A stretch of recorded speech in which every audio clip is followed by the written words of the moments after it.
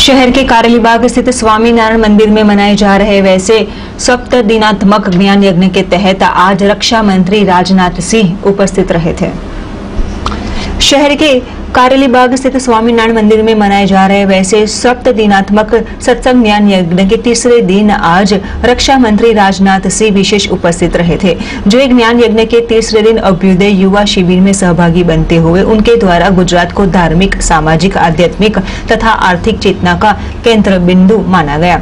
यहाँ आने के साथ उन्हें अलग प्रकार की सकारात्मक ऊर्जा प्राप्त हुई है, वैसे भी उनके द्वारा जानकारी दी गई। जो ये भूमि पवित्र होने के साथ ये भूमि पर नरसिंह मेहता, दादू दयाल, सजानंद स्वामी जैसी विरल विभूति भक्ति मार्ग प्रशस्त करने के साथ कई लोगों को सदमार्ग पर चलने के लिए प्रोत्साहित किया है, वैसा बताया गया था।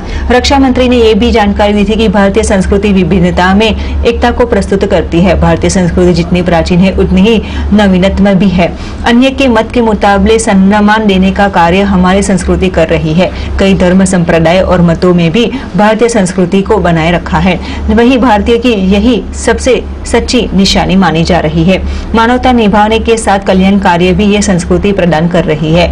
जहां आज युवा शिविर के तहत हजारों की तादाद में युवा गण उपस्थित रहते हुए ये शिविर में जुड़ा था, जहां भगवान स्वामीनारायण के गरीब, दलित तथा पीड़ित महिलाओं की आध्यात्मिक उन्नति का मार्ग उनके द्वारा प्रशस्त करते हुए करीबन भारी तादाद में आज उपस्थित वैसे युवाओं ने ये शिविर में सहभागी लेते हुए बाद रक्षा मंत्री द्वारा उन्हें संबोधित किया गया।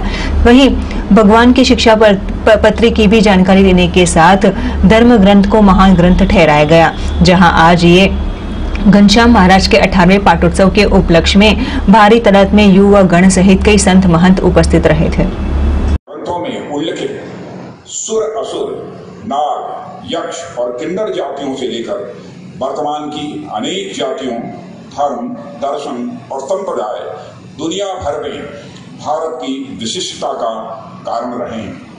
इतने विविधताओं के बीच कभी सहमति तो कभी असहमति यह स्वाभाविक हो जाती है। इस तरह की असहमतियों को दूर करने या थोड़ी साहित्यिक भाषा में उसे कहें तो विरुद्धों के बीच सामंजस्य स्थापित करने के लिए समय समय पर हमारे समाज में महान विभूतियां अवतरित होती रही हैं। इन्होंने अपने ज्ञान और दर्शन से न केवल समाज के तात्कालिक रूप से जोड़ने का काम किया, बल्कि सामाजिक समरसता के भविष्य का भी इन्होंने मार्ग प्रशस्त किया है। श्री स्वामीनारायण जी महाराज भी मैं समझता हूँ इस तरह की विविधताओं में संतुलन स्थापित करने वाले एक शिखर पुरुष थे।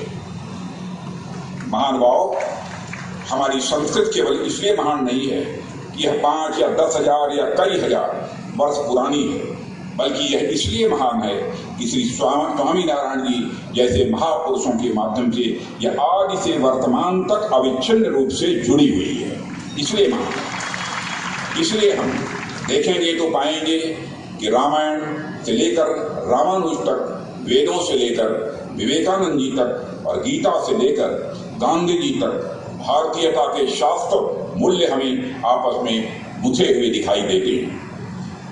ऊपर से देखने पर तो द्वीपों की तरह तमाम संतों और भक्तों की विचारधारा में हमें अंतर मिल सकता है, पर अंदर से देखेंगे तो पाएंगे कि वह मानवता और जगत कल्याण के धरातल पर एक दूसरे से जुड़े हुए हैं।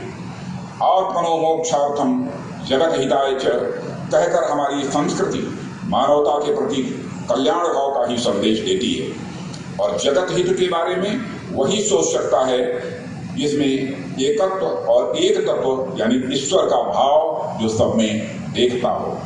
और मैं कह सकता हूँ इस संप्रदाय के बारे में, यह संप्रदाय सचमुच भारत की संस्कृत के मनीषियों का जो संदेश है कि यत पिंडे तत् ब्रह्मांडे, जो पिंड में है वही ब्रह्मांड में है, जो जड़ में है वही चेतन में है, जो सूक्ष्म में है वही विवर्त में है, जो छोटे में है वही बड़े में है, जो मेरे में है वही तेरे में है, इस भाव को खोजने वाला है।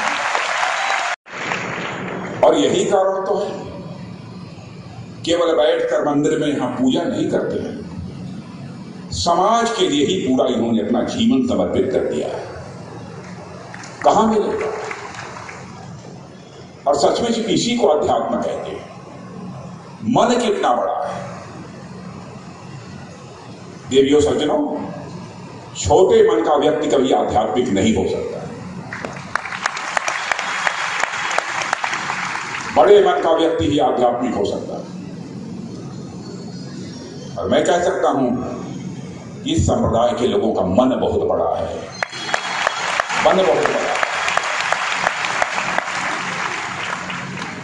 नहीं तो ध्यान लगाकर एक स्थान पर केवल पूजा पाठ करते, पूरे समाज की वह चिंता न करते, गरीबों की, दलितों की, शोषितों की, पीड़ितों की बराबर चिंता करने वाला यह संप्रदाय है। कितने बड़े मन के लोग हैं। और मैं जानता हूं, जिसका मन जितना बड़ा होता है उसी अनुपात में उसे आनंद, सुख, आनंद और परमानंद की अनुभूति होती है। जिसका जितना बड़ा मन है। मुझे बताया गया है कि यहां पर कुछ छात्र भी हैं। मैथमेटिक्स उन सभी लोगों ने पढ़ी होगी, और मैं समझता हूं कि आप लोगों में से बहुत सारे लोगों ने कम से कम हाई स्कूल तक तो गणित जरूर पढ़ी होगी। यदि मैं कहूं, थोड़े देर के लिए मान लीजिए कि मन आपका सर्किल है, एक वृत्त है, और इस सर्किल के सर्कमफेरेंस को यानी परिधि को जैसे जैसे बढ़ाते जाएं